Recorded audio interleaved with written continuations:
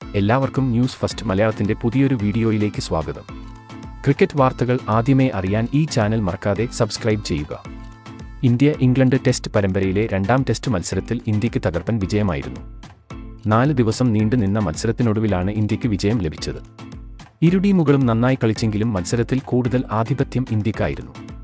ഇന്നത്തെ മത്സരം വിജയിച്ച ശേഷം ഇന്ത്യൻ ക്യാപ്റ്റൻ രോഹിത് ശർമ്മ പറഞ്ഞത് ഇങ്ങനെയായിരുന്നു: വളരെയധികം സന്തോഷമുണ്ട് ഇന്ന് വിജയിച്ചതിലും പരമ്പരയിലേക്ക് തിരിച്ചു വരാൻ സാധിച്ചതിലും.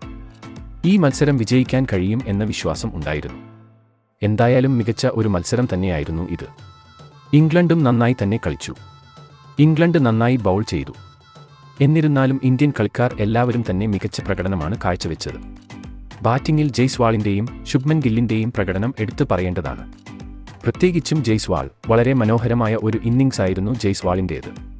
കൂടാതെ ബൗളിംഗിലും മികച്ച പ്രകടനങ്ങൾ ഉണ്ടായിരുന്നു. ബുംറയും അശ്വിനും നന്നായി തന്നെ ബൗൾ ചെയ്തു.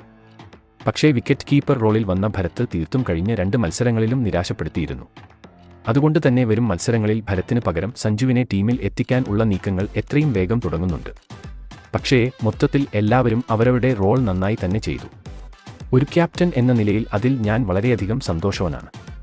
ഇതുപോലെ ഇനിയും തുടരണമെന്ന് ആഗ്രഹിക്കുന്നു. പരമ്പര വളരെയധികം ദൈർഘ്യമേറിയതാണ്, അതുകൊണ്ട് തന്നെ വരാനിരിക്കുന്ന മത്സരങ്ങളിലും ഇതേ ഫോം തുടരാൻ കഴിയും എന്ന് പ്രതീക്ഷിക്കുന്നു എന്നും രോഹിത് വ്യക്തമാക്കി. ഇന്ത്യ മികച്ച പ്രകടനം തന്നെയാണ് ഈ മത്സരത്തിൽ കാഴ്ചവെച്ചത്. കളിയുടെ എല്ലാ മേഖലകളിലും ഇന്ത്യക്കായിരുന്നു ആധിപത്യം. ഒരുപാട് മികച്ച പ്രകടനങ്ങൾ ഇന്ത്യക്കുണ്ടായിരുന്നു. എന്തായാലും വരും മത്സരങ്ങളിലും ഇതേ ഫോം തുടരാനാകും എന്ന് തന്നെയാണ് പ്രതീക്ഷിക്കുന്നത്. അതുകൊണ്ട് തന്നെ കഴിഞ്ഞ പരമ്പരകളിലെ പോലെ തന്നെ ഈ പരമ്പരയും ഇന്ത്യക്ക് ഉള്ളതാകും എന്ന് ഉറപ്പാണ്. ഇതിനെപ്പറ്റി നിങ്ങളുടെ അഭിപ്രായം എന്തെന്ന് താഴെ കമന്റ് ചെയ്യുക. അപ്പോൾ ഇതുപോലെ കൂടുതൽ ക്രിക്കറ്റ് വാർത്തകൾക്കായി ഈ ചാനൽ മറക്കാതെ സബ്സ്ക്രൈബ് ചെയ്യുക.